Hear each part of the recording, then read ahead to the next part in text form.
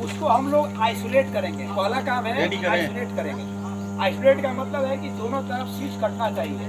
Breaker को पहले of कर लेंगे, कर लेंगे, करने के बाद स्विच को काट लेंगे, साइड और साइड से स्विच को काट लेंगे। ठीक है। ट्रांसफार्मर में जो है ये सब रेडिएटर है, आप लोग जानना चाहिए कि रेडिएटर है। कहीं तेल का लीकेज होता है तो आपको पता नहीं चलता है बॉडी में करता है नहीं करता है, करता है रेडिएटर में या कहता है कि रेडिएटर में कर रहा है। रेडिएटर होना चाहिए, रेडिएटर बोलते हैं, लेकिन अब उधर 5 है, उधर भी आपका 5 है। ठीक है। ये बॉडी है, या तो नीचे में जो आती है तो नीचे में वो बॉडी आती है, न्यूट्रल उधर है ना। न्यूट्रल अभी मेंटेनेंस में साफ होगा, जो साफ नहीं किया। तो देखिए हम लोग मेंटेनेंस के लिए जैसे देखिए ट्रांसफार्मर का देखिए अर्थ फिट है, अर्थ फिट देखिए पूरा क्लियर है। हमको इस तरह अर्थिंग पूरा विजिबल दिखना चाहिए। अर्थिंग जैसे ही आपको दिख रहा है पूरा इस तरह से पूरा कनेक्टिविटी होना चाहिए। ये देखिए नट बोल्ट भी है, वेल्डिंग भी है।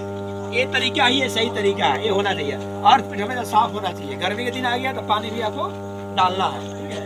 हम ट्रांसफार्मर में जैसे तेल लीकेज करता है, तेल लीकेज करता है कि आप लोग कुछ करते नहीं है, छोड़ देते हैं, एमआरटी आएगा। एमआरटी को रिपोर्ट भी नहीं होती है, होता है तो हम लोग को भी आने में समय लग जाता है और तेल बर्बाद हो जाता है, पैकेट बर्बाद हो जाता है। उसके लिए है कि प्लास्टिक उपचार करना है। अगर मान लीजिए रेडिएटर से तेल लीकेज कर रहा है, ये देखिए रेडिएटर है, यहाँ गैसकीट लगा रहता है, यहाँ से सीक्रेट करना है तो ये नट को पहले अंदर वाला का टाइट करेंगे, अंदर वाला हल्का टाइट करेंगे, जबरदस्ती ज्यादा नहीं, गैस कट जाएगा।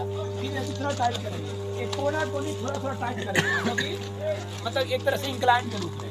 ये अंदर वाला थोड़ा टाइट करेंगे तब बाहर वाला करेंगे, तब अंदर फिट होगा। जबरदस्ती नहीं करना, हल्का ही करना, ज्यादा कर दीजिएगा तो कट भी जाएगा। लीकेज करता है तब तो नहीं करना है। रेडिएटर चाहिए। ठीक है। रेडिएटर में देखिए ये वाल्व है ना, ये वाल्व है, ऑन ऑफ होता है।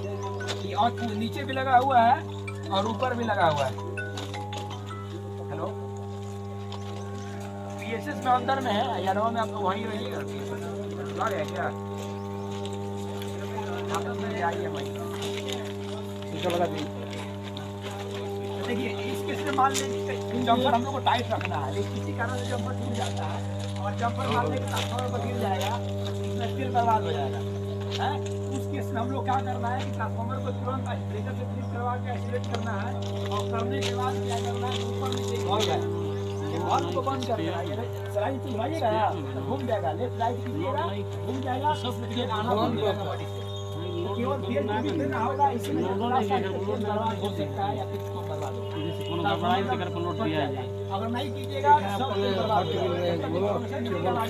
2 घंटा लगेगा, बढ़ेगा तेल।